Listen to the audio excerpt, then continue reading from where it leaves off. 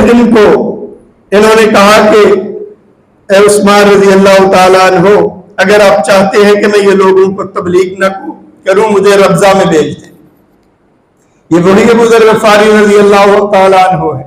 जंगे तबूक हुई, सारे लोग वापस जा रहे हैं, एक खास सिलसिले पे पहुंच के रिपोर्ट नबी करीम सल्लल्लाहु अलैहि वसल्लम देते कि कौन पीछे रह गया, कौन आया, कौन नहीं आया। तो एक दफा ये रिपोर्ट पेश हुई कि अबू ज़र ग़फ़ारी रज़ी अल्लाह ताला अन्हु काफिले के साथ नहीं, पीछे है। और नबी करीम सल्लल्लाहु अलैहि वसल्लम एक ही बात फरमाते थे कि रहने दो, अगर उनके दिल में खैर हुई, भलाई हुई, आखिरत के खाहा हुए तो आ जाएंगे, अगर मुनाफिक हुए तो तुम्हारी जान छूट जाएगी। फिर देखा आपके साथियों ने कि एक शख्स आ रहा है दूर से, अकेला। नबी करीम सल्लल्लाहु अलैहि वसल्लम इरशाद फरमाते हैं, कुन अबा ज़र्र, काश के ये अबू ज़र हो। जब करीब आए तो देखा वही है। फरमाया कि ये अकेला चलता है, अकेला मरेगा और हश्र को अकेला उठाया जाएगा।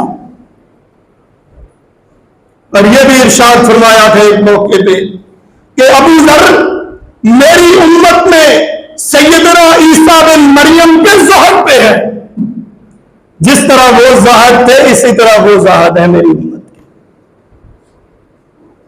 और रब्जा में क्या, आखिरी वक्त आया, बीवी परेशान होगी, एक ही बना, एक बीवी, बेटा शहीद हो गया, और वो इलाका है उजाड़ बियाबान, कोई आबादी नहीं। बीवी परेशान हुई कि मैं आपको दफनाऊंगी कैसे, आखिरी मरज था, बीमार हुए।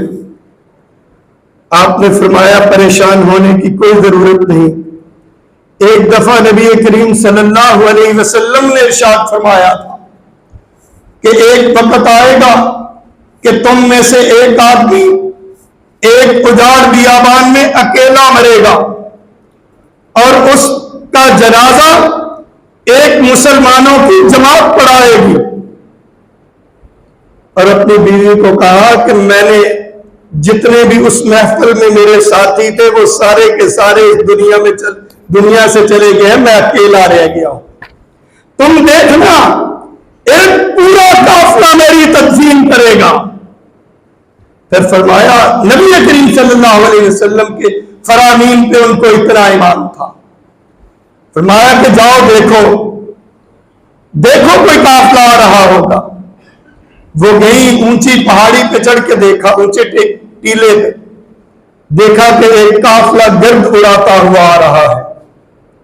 और वो जब काफिला पहुंचा तो उनमें सैयदना अब्दुल्ला बिन मसऊद रजी अल्लाह ताला अन्हु थे, जो इल्म और अमल में नबी करीम सल्लल्लाहु अलैहि वसल्लम से डायरेक्ट उन्होंने सीखा था।